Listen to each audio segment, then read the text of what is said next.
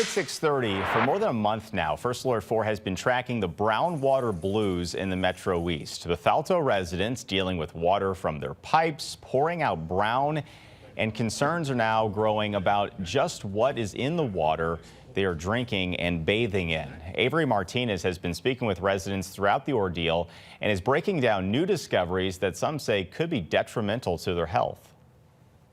So let's talk about what we do know about the brown water situation in Bethalto. First, to start, let's talk about the village, which says the water's safe. And Illinois EPA agrees with that, but they are conducting their own testing even as we speak. We'll see the results of those hopefully sometime soon. Now let's talk about the residents in town. The residents are conducting their own tests. Some have done hair follicle tests. Others have actually done water testing. Both the water and hair samples have shown high levels of manganese. And while there's been at least 3 tests, I want to show you the results of the one that was shared with us.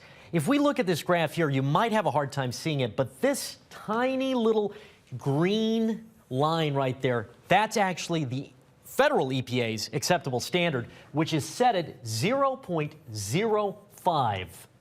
0.05. Now, this giant orange bar here that's above that little green line, this is actually sitting at 6.47. That's milligrams per liter of water. But manganese levels are secondary standards. I asked an expert what second standards are really based on the aesthetic as opposed to, known potential adverse health outcomes.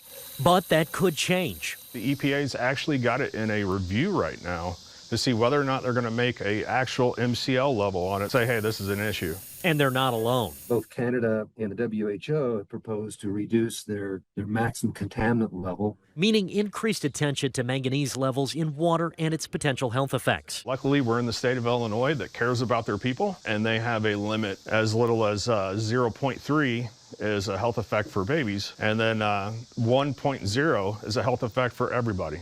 Dr. Smith's studies show impacts to neurodevelopment in children connected to manganese. A European ADHD study involving manganese showed concerning impacts at levels below U.S. standards.